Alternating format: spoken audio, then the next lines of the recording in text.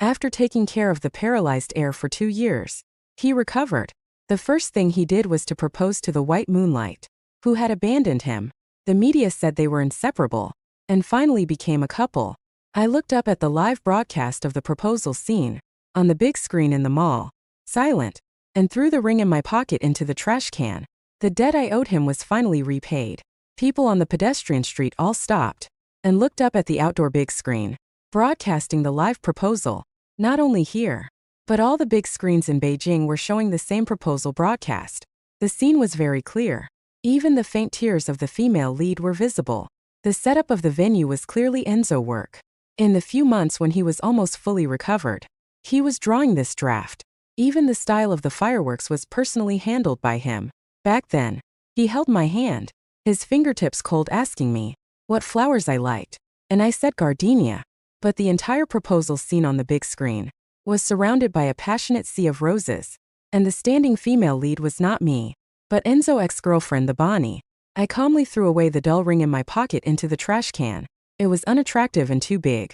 Fortunately, I didn't need to keep it anymore. I threw the ring into the trash can and felt the calmest I had ever been. Not a single tear fell from then on. I had repaid all that I owed the Enzo's family and Enzo. I was kicked out by the Enzo's family group. I used to have my own office, but now forget about the office. I couldn't even find a desk. The HR department handed me a cardboard box.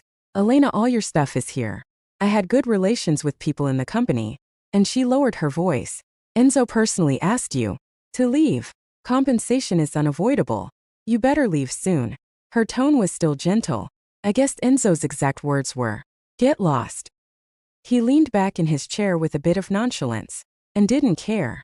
I struggled to hug the box, and as I passed by my original office, I finally knew who its new owner was. It had been turned into Bonnie's lounge, with scattered design drafts lying around. She and Enzo intimate photos covered what used to be tightly packed schedules. I lowered my eyes, clenching my fingers around the edge of the box, which turned white for a moment. Soon I let go. I was pushed down by the crowd at the company's entrance. The box fell, and my things scattered all over the ground. There were too many people gathered here, and someone's high heel accidentally stepped on the back of my hand, causing a sharp pain. The reporters and crowds surged in a certain direction. I endured the pain and raised my head, only to see Bonnie appearing with a man. She liked red. Her dark red dress was eye-catching, but the man next to her was even more dazzling. Enzo didn't like crowds. He turned his head a bit impatiently, but he still carefully protected Bonnie in his arms. Reporters blocked Bonnie's path, holding out a microphone, throwing questions one after another. Bonnie, for the past week your century proposal has been the top topic online. As the leading lady, do you have anything to say? Bonnie smiled brightly. I am grateful that I have been by his side during his 2 years of life at the bottom. Enzo sailing smoothly, standing on the mountaintop, only to encounter a car accident, and paralysis for 2 years, facing the world's indifference. Anyone was more qualified than Bonnie to say this, as she flew away directly in the past, leaving only me by Enzo's side. Such an obvious lie. But Enzo was quite happy to hear it without any rebuttal, even indulgent. Enzo lowered his eyes, looking at Bonnie very gently, like a wildfire being extinguished. Upon reaching the river, the intermingling flashes of cameras captured the moment. When the two lovers looked deeply into each other's eyes, Enzo suddenly turned his head, looking straight into my eyes. Over the crowd, his gaze almost icy. I looked quietly at him, smiled lightly, feeling relaxed in my heart. He subconsciously furrowed his brows. In fact, I was also very grateful that I was by Enzo's side during his 2 years of life at the bottom. I had repaid all my debts of gratitude, as the taxi was taking too long to arrive, and I was feeling a bit low on blood sugar, and had a stomach ache. I sat by the roadside holding my stomach. The hand that was stepped on was already swollen, and bleeding, very painful. Bonnie was indeed quite special to Enzo. I'd known Enzo for a long time. He had been the prince of the Enzo's family since childhood, and although he had been rumored with many, he only publicly admitted to having one girlfriend, Bonnie. Rekindling their relationship was only natural. Suddenly a car horn sounded in front of me, and I instinctively looked up to see a black car stopping in front of me. The window slowly rolled down, revealing Enzo's nonchalant face, his knuckles tapping the steering wheel. Another stomach ache. My eyelashes trembled. He sneered, his eyes mocking and disdainful. Serves you right. I lowered my eyes. Felt like 2 years ago. Enzo's attitude towards me. That time, he was so cruel to me. He said to me, being alive as a person like me is already a favor. Now I understood that all his later tenderness towards me was fake. He was afraid that if I left, no one would take care of him. I simply ignored him. The sound of high heels behind me. Bonnie walked around me and got into the passenger seat, coquettishly saying, "Enzo, I'm late. Those reporters are too annoying. I shouldn't have let you go first. Can you help me deal with them?" As Bonnie fastened her seatbelt and saw me, her voice suddenly faltered, her face a bit pale. She hurriedly urged Enzo, "Let's go quickly. The event is getting a bit late." Enzo unintentionally creased his brows. I endured the pain looking up at Enzo, guessing this was the last time I would talk to him. I watched the engagement live broadcast, and the scene was even more beautiful than the draft he drew originally. Apart from not being a gardenia, everything was fine. I thought for a moment and added, "I wish you both 100 years of happiness." Enzo stopped smiling, his hand resting on the car window tightened in an instant, veins showing white, as if he heard something other than a blessing. There was a wedding ring on that hand, and I lowered my eyes, missing the look Enzo gave me. Bonnie fell silent, softly saying, "Enzo, it's getting late, don't waste time on irrelevant people." A very calm voice came from above my head. Enzo said, "Elena, don't regret it." He waited for a moment but didn't hear a response. He sneered, started the engine again, and drove off with a press of the accelerator. I raised my head blankly, only seeing the taillights of the black car. He was driving away in a showy manner, just like how he used to race supercars. Even if it was a blessing, as long as it came from my mouth, Enzo would inexplicably get angry. He was sick, but I wouldn't regret it. Having waited so long for a taxi, I had begun to resign myself to my fate, when suddenly my phone vibrated. A message popped up, simple and to the point. "Where are you?" I hesitated for a moment, then sent my location. Half an hour later, I was sitting in a business car, stiffly extending my hand, while the young man in front of me was treating my wounds. Stefan raised his eyes. "Does it hurt?" I tensed my body, fearing any movement, and shook my head. Stefan glanced down, blew a cool breath on my hand, and my hand shrunk back. I opened my eyes wide and repeated, "I said it doesn't hurt." Only then did Stefan release my hand slowly, saying I didn't hear that. I now felt like a treacherous vassal.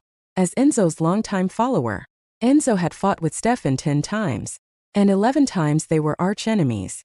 Especially during Enzo's 2 years of paralysis, Stefan almost swallowed all his assets.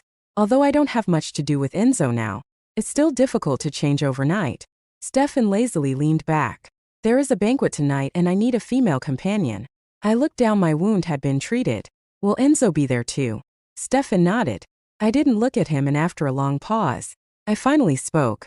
"If you're trying to hurt Enzo by using me, you might be disappointed. He doesn't care about me." My voice was soft, calmly stating the facts. Stefan fiddled with a lighter, a flash of fire illuminated his knuckles, and he said, "That's not necessarily true." I turned my head to look out the window at the passing street scene and smiled. I remembered Enzo. When I was 17, he laughed unreservedly and contemptuously in front of all our friends. He said, "Bonnie, I could never like Bonnie."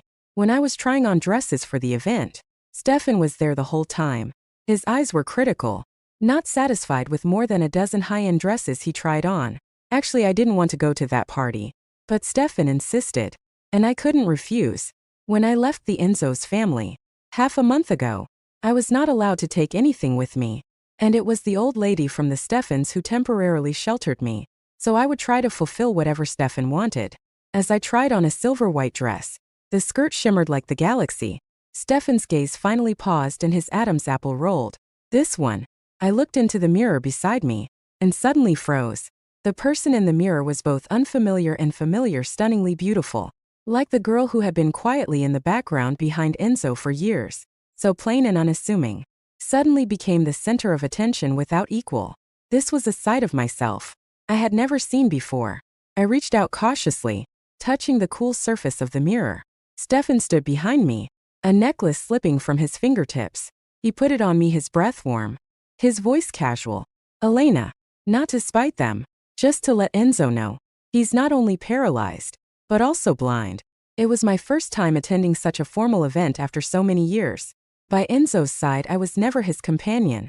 We arrived rather late, And just before entering the banquet hall, I looked up at Stefan. The hall lights momentarily illuminated his profile. His jawline sharp and dazzling. Murmurs of approval arose around us. Before I snapped out of it, "Who is the girl Stefan brought? Isn't he always unaccompanied?" A person familiar with Enzo suddenly looked at me stunned. "Isn't that Enzo's unremarkable little assistant?" Before the sentence finished, I heard the sound of a glass breaking on the floor. I followed the sound with my eyes. Enzo stood nearby, a wine glass shattered on the floor, spilling onto Bonnie's trailing skirt as she let out a soft scream. He paid no attention, staring directly at me, seeing me for the first time with a hint of bewilderment. I made him feel astonished and distant. Bonnie lifted her head, took a moment to recognize me, looking incredibly incredulous. I nodded politely and started conversing with Stefan. Enzo then noticed the man beside me, his eyes cooling, and he walked over quickly, reaching out to pull me over. Stefan reacted swiftly, blocking him and pulling me back behind him. Enzo peered around Stefan, looking at me. "Elena, come here." I had never stood in someone else's line in front of him, let alone hide behind someone else. Whenever he called my name, I used to run to him, no matter how far he was. But not anymore. I didn't take a step back, and in a calm and peaceful manner, as I always did when talking to him, I softly said, "After all these years, I've done enough." The midsummer breeze blew through the window. "Enzo, we have no connection anymore." His face turned pale in an instant. Midsummer is a season for unexpected encounters. I was a child sponsored by the Enzo's family. Not just me. Our county has been helped to rebuild by Enzo's mother since the earthquake. My first visit to the Enzo's family house was when I was 15, having ranked first in the school's exams that year. I was brought along with the teachers to express gratitude to Enzo's mother. Enzo's mother was as gentle as I had imagined, chatting with the adults about plans for the next year, while handling countless phone calls.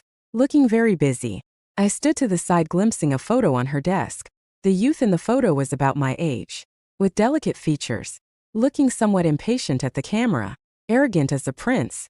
The butler suddenly knocked on the door, looking a bit distressed. "Madam, the young master is out racing on his motorcycle again." Enzo's mother, busy as she was, casually nodded. "Bring him back." The butler's expression was troubled. Seemed like a difficult task. The adults nearby pushed me forward teasingly, suggesting Enzo's mother let Elena go with him. She gets along well with people her age. Enzo's mother's gaze finally fell on me. I clenched my fingers, mustered up courage, and nodded. "I can do it." Even if I couldn't, I had to. I followed the butler to the area where Enzo was. He was only 17 at the time, but already carried himself with grace. The black and red motorbike zoomed through the wind and stopped when it approached me, his hand removing the helmet, revealing his long, tired eyes. He asked, "Who are you?" I closed my eyes, my face pale. I thought I was about to be hit. After a pause, I managed to say, "I'm Elena." He showed some interest. His second sentence, "Enzo's mother sent me to bring you back." He turned cold. Enzo wasn't obedient, but I was stubborn too. I waited on the side of the road, and when he circled around and found me still there, he circled again. By the third round, he probably felt a bit embarrassed, got off the bike impatiently, and took me back with him. I trailed behind him, feeling like he was so tall. The midsummer evening breeze drifted by.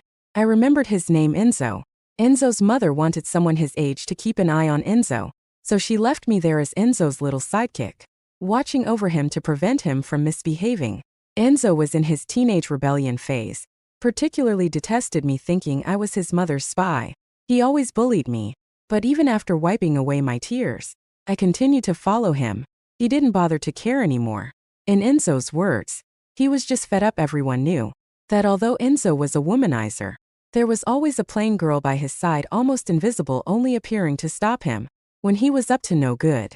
I had been studying hard, trying to meet Enzo's mother demands, and following Enzo for 7 or 8 years. All this time I harbored a secret. The year I finished the college entrance exam, I stood under the wisteria tree, Enzo leaning on the courtyard railing. He spoke casually, but it felt like he suddenly gripped my heart. Uncovering my secret, he asked, "Do you like me?" I froze in place, unable to move for a long time. The wisteria flowers fell on me, and it took me a while to hear my own voice. Very hoarse. "Yes, I like you." Enzo smiled and walked away. That evening, when I went to find Enzo at the moment, I pushed open the compartment door. I heard the young master of the Enzo's family lounging on the sofa, laughing freely. His voice was not loud, but it felt like I was going deaf in pain. Not only in my ears but everywhere. Who would like Elena? I like Bonnie. That was the first time I heard Bonnie's name. I was 2 years younger than Enzo, and in order to enter his university early, I skipped a grade in high school. But at that moment, I suddenly understood that some things wouldn't be caught up to, no matter how hard I tried. When I first saw Bonnie with Enzo at 15, I never thought that many years later, our relationship would still be strained, even causing a scene at someone else's party. Especially now, being Enzo's first event after his recovery, he and Stefan never had a good relationship, and as soon as they entered they attracted a lot of attention. Now they stood facing each other, with everyone watching the drama. Both openly and subtly I tugged Stefan's sleeve and whispered, "Let's go." Enzo's eyelashes trembled and I avoided his gaze. For the first time in all these years, he heard me say to someone else in his presence, "Let's go." We walked far away and only then did I turn back. To look, Enzo stood still, head down, and that feeling like his fragility and chill. When he woke up 2 years ago from the accident, when Enzo's mother, who was in the same car, had already passed away, Bonnie tried to touch him, holding the hem of her skirt, but was petrified by his glance. I chuckled. Stefan raised an eyebrow. "What's so funny?" I whispered. "Just realize that not everyone can do it. Not everyone can tolerate Enzo's low air pressure and temper. Not everyone would choose to get close to him, even after seeing his other side, especially during the time when he was paralyzed. As a proud son of heaven, Enzo could not accept that he had become disabled. He no longer smiled. His spirit was broken.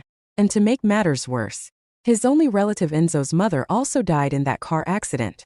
During that time, Enzo had no will to live, and he repeatedly wanted to commit suicide. I smashed a glass, picked up a shard, and forcefully drew it across my wrist. "If you want to die, it's okay. I'll accompany you." Enzo had never seen me so ruthless with my emotions. His dark eyes stared at me for a long time, almost grinding his teeth, and promised, "Elena, I will get better." From then on, he actively cooperated with medical treatment. Finally, after 2 years, he stood up, and then he threw away his wheelchair. After the dinner party, I returned to the Stefan's family with Stefan. Thanks to Stefan's grandmother for taking me in during this time.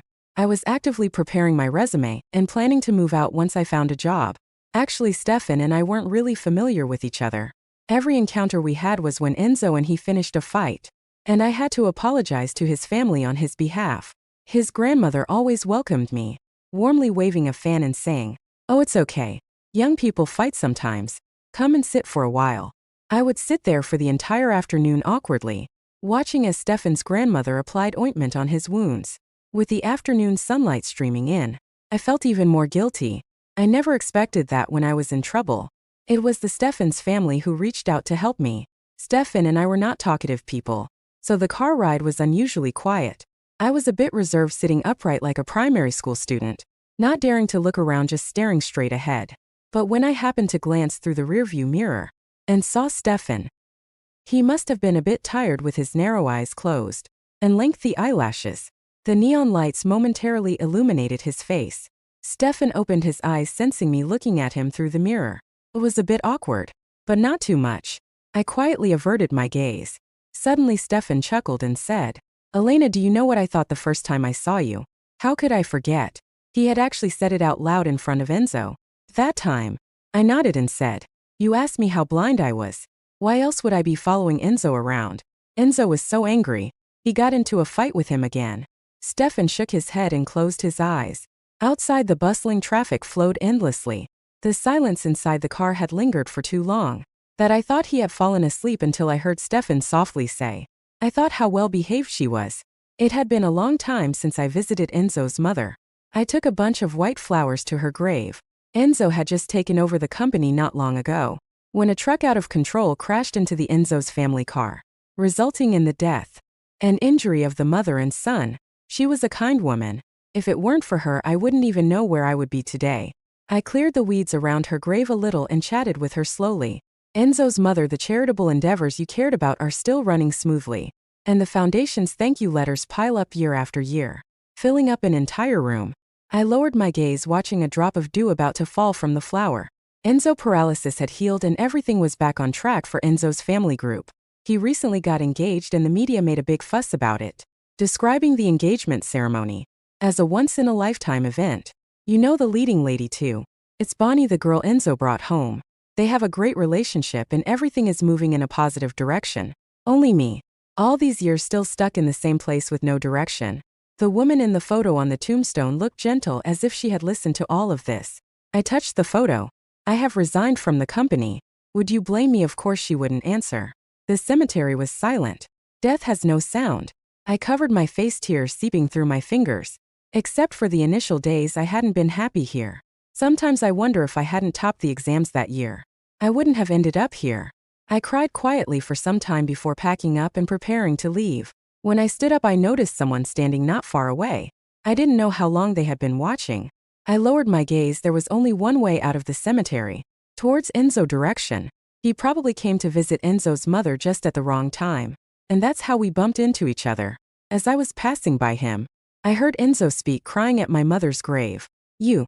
Before he could utter more mocking words, I turned around, looked up at him, tears brimming in his eyes but not falling. Enzo swallowed the remaining words in his mouth.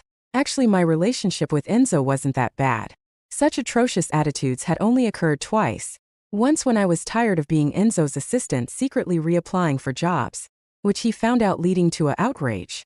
And the recent incident where he received an email and then kicked me out of the Enzo's family.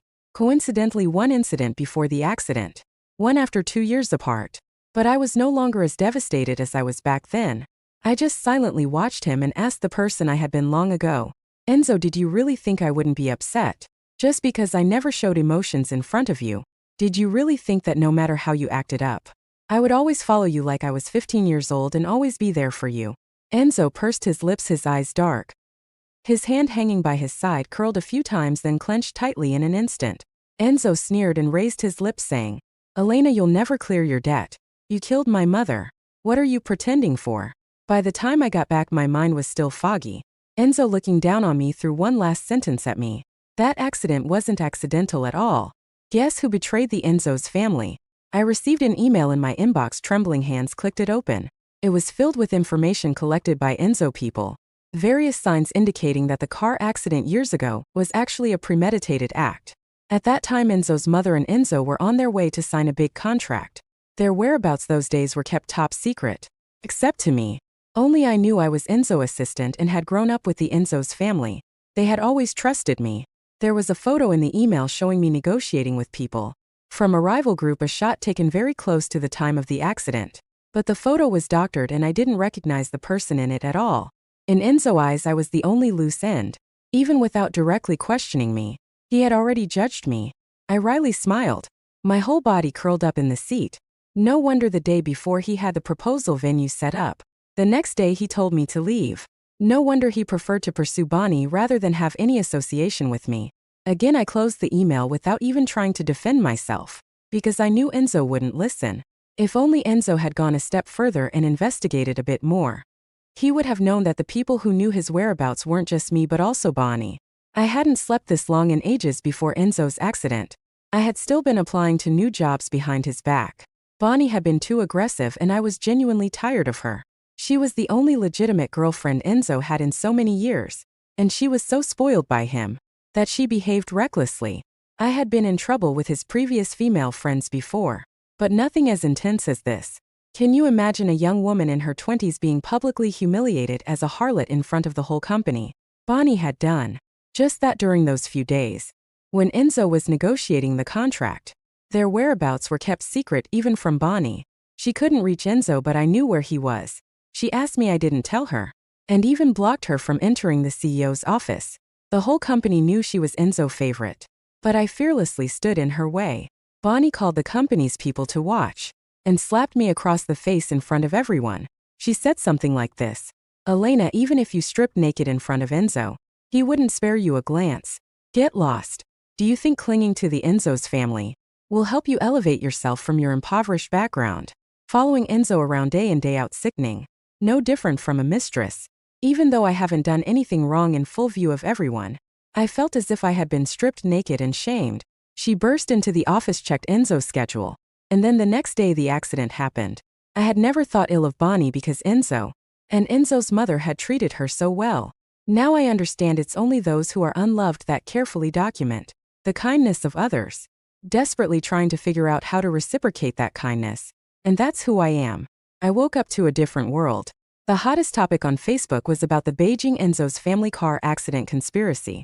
Everyone loves a scandal involving the wealthy, especially after Enzo's extravagant proposal had dominated the internet for so long. An insider revealed that Enzo's car accident was not an accident at all, but a premeditated incident orchestrated by a rival group with the help of an insider, who leaked Enzo's whereabouts, his former assistant, who had been sponsored by the Enzo's family for years. An attached photo showed me negotiating with the rival group, the same one I had received in my inbox. The revelations were shocking and felt as real as witnessing something firsthand. Bonnie also responded, appearing more subdued than before. As she softly stated on camera, "Elena, I never liked her, but she was always following Enzo. We even had a falling out because of her. I never expected her to do such a thing." The interview was filled with accusations and insinuations, painting me as a villain, straight out of a wealthy family drama, being portrayed as a ruthless opportunist seeking revenge. Enzo stood nearby looking detached and indifferent. I had read the online comments. Despite having employed this assistant for so long, she turned out to be a wolf in sheep's clothing, causing disappointment to Enzo's mother. Bonnie was also pitiful. The way she had to depend on her assistant's whims even in matters of love. Someone suddenly snatched my phone from my hand, and when I looked up, Stefan was staring at my pale face, urging me to stop reading, as his grandmother had called us for dinner. I tried to explain, but he just said, "I know," and genuinely believed me, similar to what was shared by online users. Job interviewers, who had conversed well with me, were now refusing to hire me. With this stain on my reputation, it seemed I would be shunned by society forever, unable to find employment. This was the ending Enzo wanted for me. Bleak and full of despair, only the Steffens company dared to offer me a job, as I had applied everywhere including the Steffens. Yet when they made an offer, I declined. Stefan, looking at my resume, asked me why. I shook my head, explaining that my tainted reputation would only bring trouble to even such a prestigious company like the Steffens. Stefan turned his head, gazing at me quietly for a moment, and then with a tinge of helplessness, he smiled, saying, "Elena, you are indeed slow to react." Slow to react. I stared at him, caught off guard. But before I could reply, the police arrived and took me away. The Enzo's family had reported the incident, and as a person of interest and suspect from the event years ago, I was to face interrogation. Before entering the interrogation room, I caught sight of Enzo and Bonnie.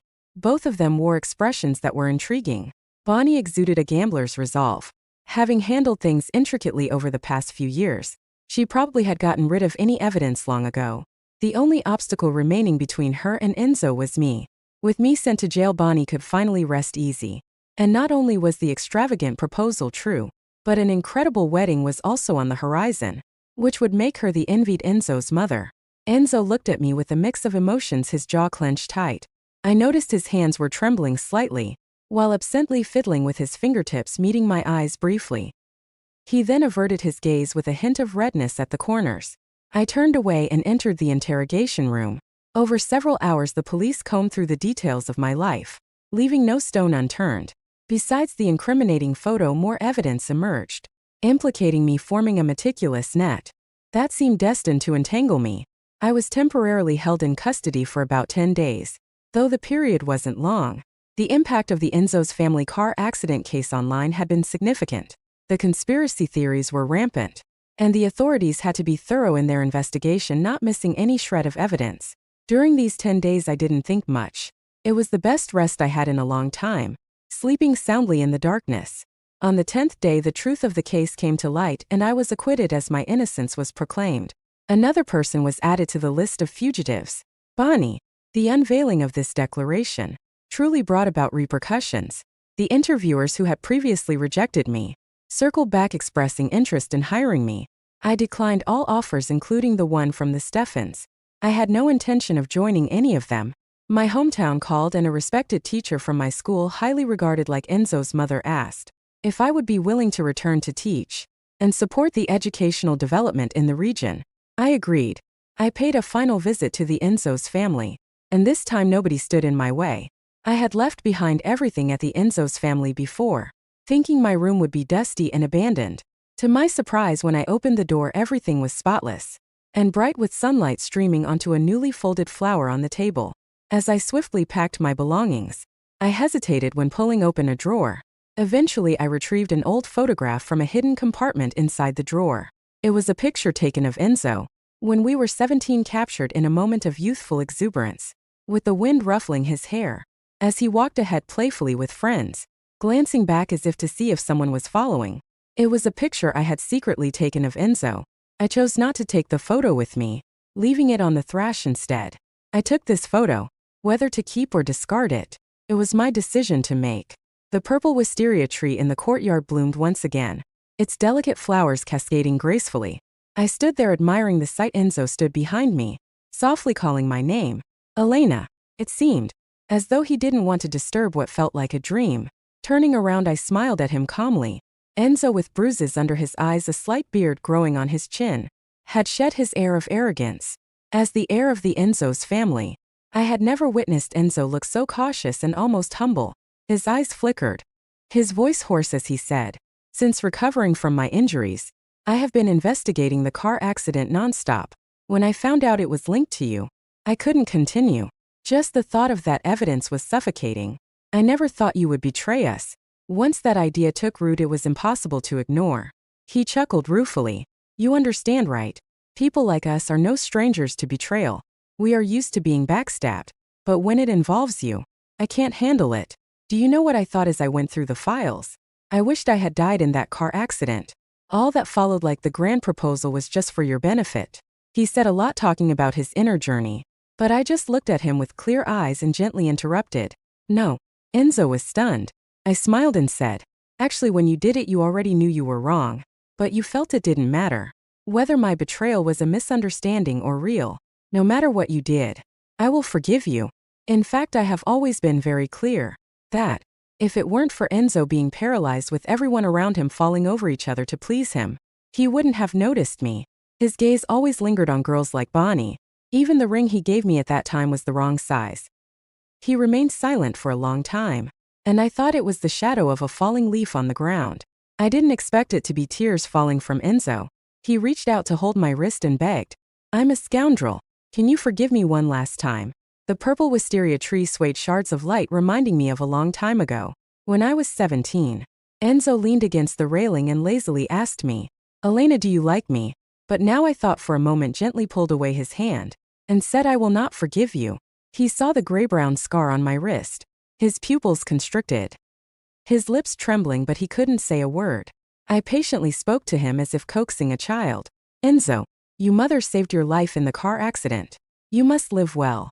The Enzo's family group is her life's work, and you must protect it. I'm leaving." Enzo's face turned pale. Blood drained at that moment. It was as if his heart had been hollowed out. Someone he took for granted was leaving him forever. The midsummer wind never looks back. Recently, the winds of change in Beijing have turned. The protagonists of what was once called the proposal of the century. One has become a scumbag and the other a vile woman. Bonnie has sinned, and Enzo has been an accomplice. The stock of Enzo's family group plummeted, and for unknown reasons. Enzo crashed his car and broke his legs, forced to sit in a wheelchair. As I sat on the bus heading home, I received a text message from Enzo. He said, "I will repay you what I owe you." I casually blocked him. I looked out the window at the scenery rocking back and forth, just like when I arrived. The reflection of the person next to me on the window glass.